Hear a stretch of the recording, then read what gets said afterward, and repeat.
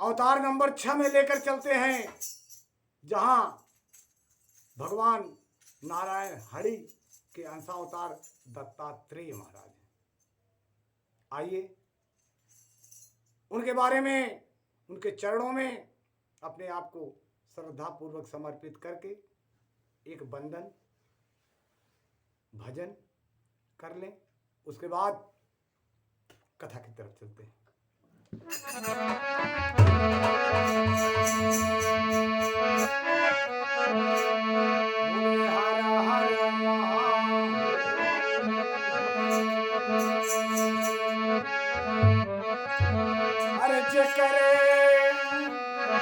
हरि के चरणों में अर्ज करे, नमवा में अमृत की धारा बहे। धन्य हो नारायण। अरे जिनके नमवा में अमृत की धारा बहे, वो करे नमवा में डूबल खुदाई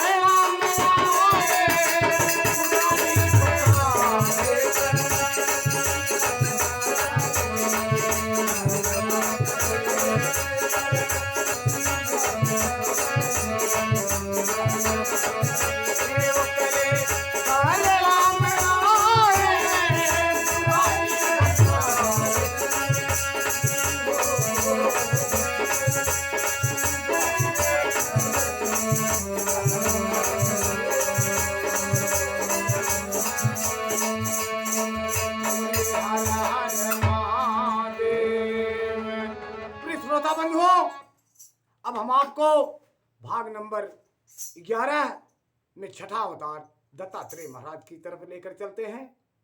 प्रिय श्रोता बंधु, अत्रि मुनि ब्रह्मा के मानस पुत्र थे, जो उनके नेत्र से उत्पन्न हुए थे। मनु वंशज में जन्मी देवहूति कर्दम की दूसरी पुत्री अनसुईया के साथ उनका परिणय सूत्र में बध जाना उचित हुआ। संतों द्वारा उन्हें परिणय सूत्र में बांधा गया। मुनि अत्रि और माता अनसुईया एक जंगल में सुंदर आश्रम बनाकर निवास करते थे। कुछ विद्वानों के मतानुसार एक कथा प्रचलित है, जिसे मैं आपको सुनाने जा रहा हूं। ध्यान दीजिए। कुछ विद्वान इस कथा को बोले हैं, उस कथा को हम आपके सामने पेश करने जा रहे हैं।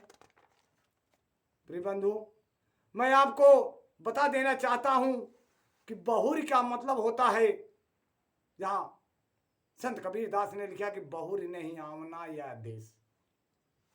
बहुरी का मतलब है कि वापस लौट कर ना आना, और बहोर का मतलब होता है दोबारा वहां पर पहुंचना। इसलिए कबीरदास ने बहुत सुंदर मार्मिक भाव से भजन लिखा है। संसार में जो आएगा वो जाएगा, अमर कोई नहीं हुआ है। बड़े बड़े लोग चले गए, संत मुनि ज्ञानी चले गए, और विद्वान चले गए, राजा महाराजा चले गए, बड़े बड़े धनाढ्य व्यापारी चले गए, बड़े बड़े लोग इतने गए कि जो लौट कर फिर भी वापस इस मृत लोक में नहीं आए। प्रिय श्रोता बंधु, संत कबीर दास ने क्या लिखा? अरे बहुरी नहीं आवना ये देश, बहुरी नहीं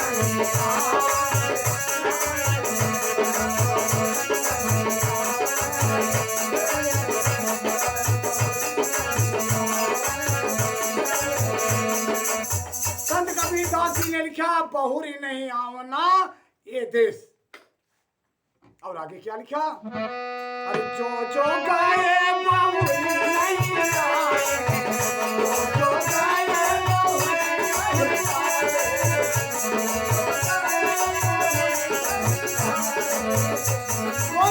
जो गए अरे बहुरी नहीं आए, अरे ना पठे संदेश, इसलिए बहुरी नहीं आए।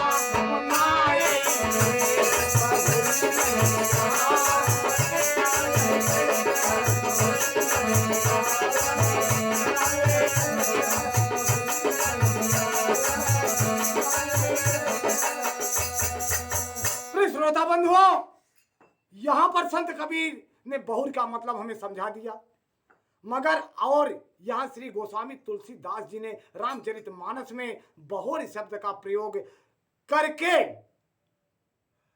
हमें भ्रमित नहीं किया, लेकिन वहां लिखा, क्या लिखा? माता अनसुईया के आश्रम में जहां अत्रि महाराज थे, आपको मैं बता रहा हूं, विचार कीजिए, वहां माता अनसुईया के बारे में इन्होंने लिखा, क्या लिखा? ये भी ध्यान से सुनिए।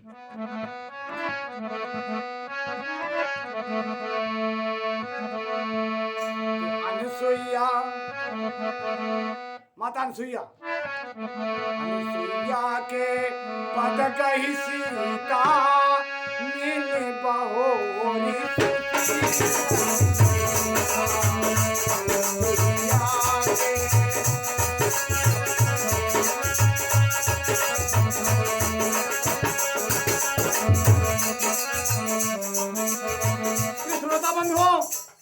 विचार करिए कि स्वामी गोस्वामी तुलसीदास ने यहां लिखा कि अनसुईया के पद गई सीता मिली बहोरी सुशील विनीता, ऋषि पत्नी मन अति सुख पाई दे आशीष निकट बैठाई। अब विचार करिए आप, सीता जी दोबारा कैसे माता अनसुईया से मिल रही हैं, जबकि सीता जी की उत्पत्ति से यहां तक का सबका विचार है, सबका मत है, सब कुछ सब कोई जानते हैं। जिस समय मिथिला नगरी में राजा जनक के यहां अकाल पड़ा था, पानी नहीं बरसा था, संत मुनि ज्ञानी ब्राह्मण ज्योतिषियों द्वारा विचार करने पर राजा रानी को सोने का हल चलाना पड़ा था। इसी हल के द्वारा स्वर्ण रथ पर बैठी कन्या सीता की उत्पत्ति हुई थी। उसी राजमहल में पली बड़ी हुई, समय आने पर स्वयंवर की रचना की गई। अयोध्यापति महाराजा दशरथ के पुत्र श्री राम के साथ उनका विवाह हुआ। सीता जी दुल्हन बनकर अयोध्या आई, 12 वर्षों तक अयोध्या में साथ में रही। कुछ ऐसी अनहोनी घटी कि उन्हें वनवास मिला। 12 वर्षों के बाद जब वनवास मिला तो अयोध्या छोड़ करके वह आगे बढ़े, और आगे बढ़ते हैं तो 3 बार पार करते हुए, और किस प्रकार पार करते हुए वनवास को जाते हैं, ये भी देख लीजिए।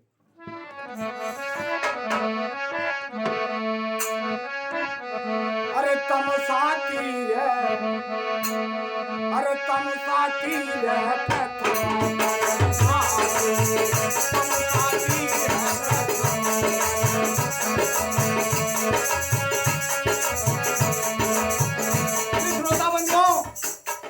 समय मर्यादा पुरुषोत्तम श्री रामचंद्र जी अपने छोटे अनुज लक्ष्मण के साथ जगत जननी जगदम्बा यानी अपने भार्या के साथ अयोध्या से वनवास के लिए निकले तो प्रथम निवास उन्होंने कहा किया। तम साकर बासु, अरे दूसर गोमत तीर,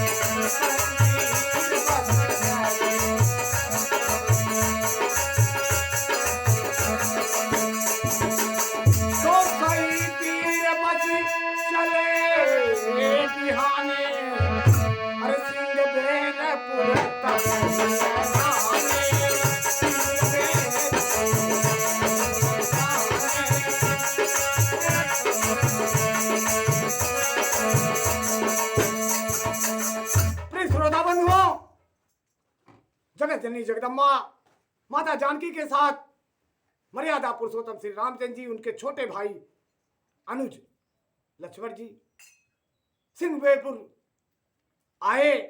वहां पर कथाएं हैं, मागी नाव ने केवट आना, कहा तुम्हार मरम में जाना। वो पार किए, पार करने के बाद आए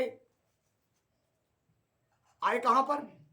प्रयागराज, जिसको तीर्थ संगम बोलते हैं। भरद्वाज मुनि के पास आए, वहां बिताए समय। उसके बाद वहां से आए, यमुना में डोंगियां बनाई गई, पार करके वाल्मीकि आश्रम पर आए। वाल्मीकि से पूछ करके अपने लिए कुटिया बनाने के लिए कामदगिरी पर्वत पर गए, चित्रकूट धाम में। वहां पर 12 वर्ष दिन बिताए। 12 वर्ष के बाद जब सीता जी को लेकर के दक्षिण दिशा की तरफ चले, तब वहां पर पहुंचे महामुनि अत्रि के आश्रम पर, माता अनसुईया। तो वहां माता अनसुईया बड़े प्रेम से मिलती है। तो वहां गोस्वामी तुलसीदास ने लिखा, मिली बहोरी सुशील विनीता, यानी सीता जी दोबारा मिल रही हैं। अब मिल कैसे रही हैं? आपको मैं बता दिया, सीता जी ऐसी पैदा हुई, ऐसे आई, उनको समय कहाँ था जो दोबारा पहली बार मतलब अनसुईया से मिलती और दोबारा मिल रही हैं। लेकिन नहीं, बाबा गोस्वामी तुलसीदास जी ने रामचरित मानस में गलत ढंग से नहीं दर्शाया है, क्योंकि यह पूर्व कथा है। कुछ विद्वानों का मत है, कुछ पुराणों में है, लोग कहते हैं, ब्राह्मण लोग जानते हैं, विद्वान जानते हैं, ये पुरानी कथा है। पुरानी कथा की तरफ आपको लेके चलता हूं कि सीता जी यानी पहले कैसे सती अनसुईया से मिल चुके थे। अब देखिए कहानी वहां आती है।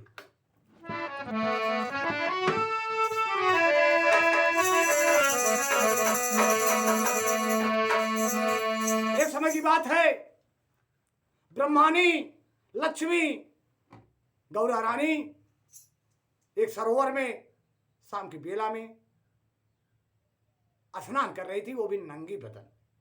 महामुनि नारद बीड़ा बजाते हुए उधर से आ रहे थे। उनकी निगाह एकाएक उन तीनों देवियों के ऊपर पड़ी जो नंगे बदन उस सरोवर में स्नान कर रही थी। देखिए बीड़ा बजाते हुए नारद मुनि कैसे आ रहे हैं।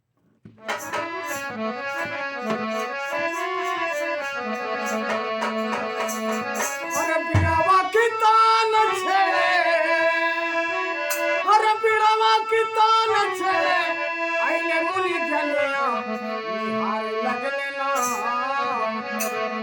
निहार लग लेना, देखे नंगी रे बदन।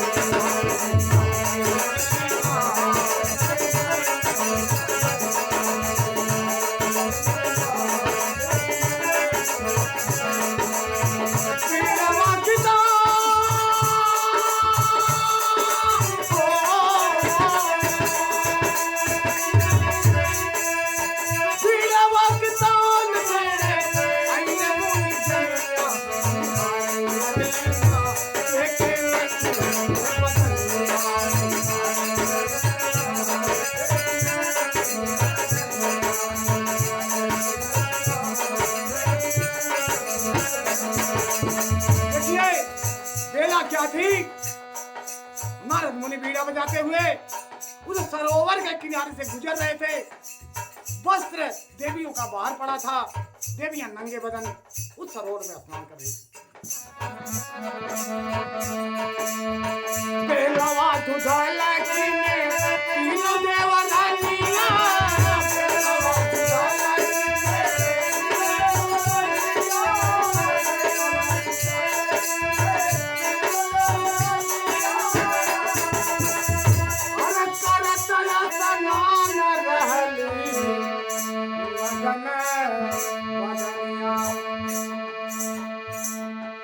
बीड़ा बजाने वाले नारद मुनि को क्रोध आ गया। अरे क्रोधवश बोले नारद, क्रोधवश बोले नारद, कड़वी बचनिया निहारे लग लेना, देखे नंगी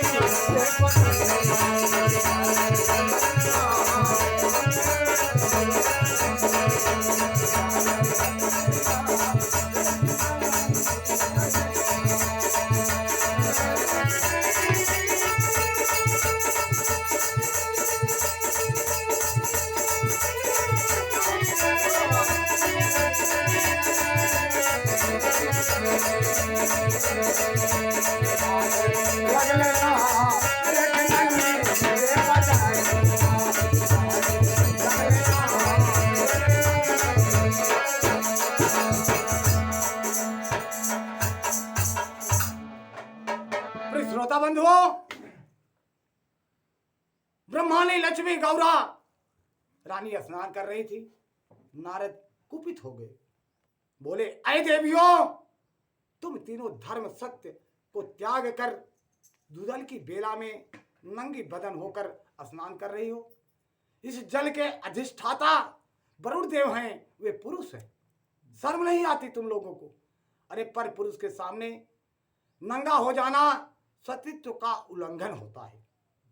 अरे तुमसे तो महान सतीत्व की महिमा का जो वर्णित नहीं किया जाता है, सतीत्व को निभाने वाली सती अनसुईया। यह कहकर महामुनि नारद वहां से चल गए। महामुनि नारद क्रोधित थे, लेकिन बात भी अनुचित थी। और नारद की ये बात सदैव यही रहती है, यहाँ का संदेश वहां देना, वहां का संदेश यहाँ देना। यह करके महामुनि नारद चले गए। प्रिय बंधुओं, तीनों देवता विचार कर रहे हैं कि शाम की बेला है, तीनों देवियां गई कहां? और इतने में तीनों देवियां पहुंच गईं और अपने अपने पतियों से कहने लगी कि नारद ने हमें नंगा नहाते हुए देख करके बहुत क्रोधित वाणी में बोला और हमें ताना मारा कि तुमसे बढ़कर सती नारी तो सती अनसुईया हैं। हम लोग तब तक भोजन नहीं ग्रहण करेंगे जब तक आप जाकर के सती नारी का परीक्षा यानी सती नारी की परीक्षा नहीं ले लेंगे। वो आप जाने, हम लोग नहीं जानते किस प्रकार आप परीक्षा लेंगे, लेकिन परीक्षा बिना लिए, उनका सत्य भंग बिना किए आप लोग आए तो हम लोग अनशन कर देंगे। देवियां अपने पे आ गई। ब्रह्मा विष्णु महेश मजबूर हो गए, और मजबूर हो गए तो बोले, ठीक है देवियों, हम लोग तीनों जाते हैं। और तीनों संत का भेष पकड़ करके हाथ में कमंडल लिए और चल दिए अत्रि महाराज के आश्रम की तरह। और जाकर के दरवाजे पर अलग जगाए। अलग किस प्रकार जगाए? अरे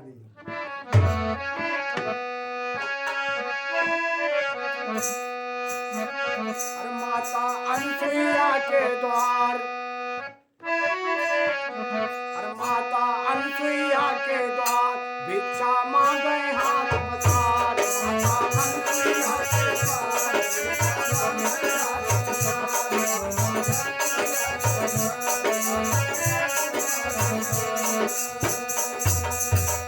माता अनसुईया के द्वार अलग जगाए भिक्षा मांग रहे हैं। उसी समय तीन साधुओं की अलग सुनकर माता अनसुईया अपनी कुटिया से बाहर आई और आदर सत्कार से बोली, हे महात्मन, आप सब आसन ग्रहण करिए, मैं आपके लिए भिक्षा लाती हूं। तब तीनों साधुओं ने कहा, क्या कहा? देखिए, छल करने गए थे ब्रह्मा विष्णु महेश, सत नारी थी सती अनसुईया, लेकिन कह क्या रहे तीनों? वहां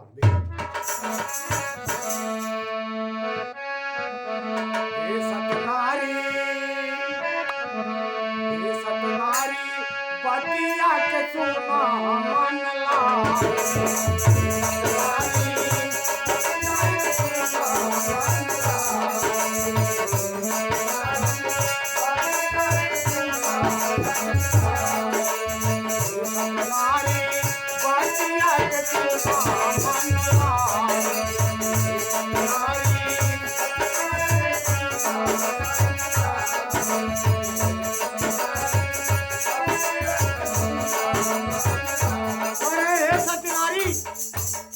सत्य की नारी होगी, सतीत्व होगा, तो मेरी बात को ध्यान से सुनिए।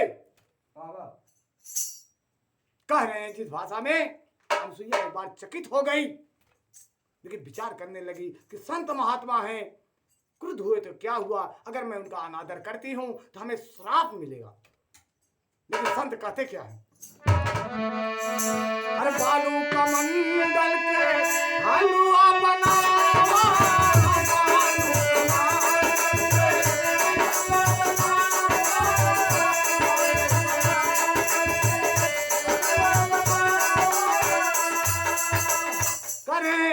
कि बालू जो हमारे कमंडल में है ऐ सतनारी बिना पानी बिना जल का ऐसे सूखे में जाकर हलवा बनाइए। और हलवा बनाने के बाद होता है क्या, कहते क्या है, अरे होई के बदनिया नंगी, होई के बदनिया नंगी हमके खिलावा।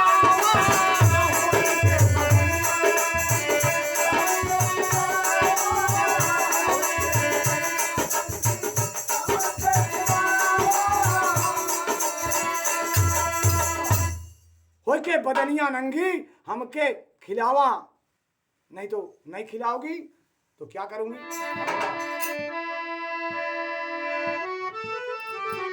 अरे नहीं सब दैबे भारी, नहीं सब दैबे भारी, वापस न जाई हे सतनारी, हे सतनारी बतिया के सुना।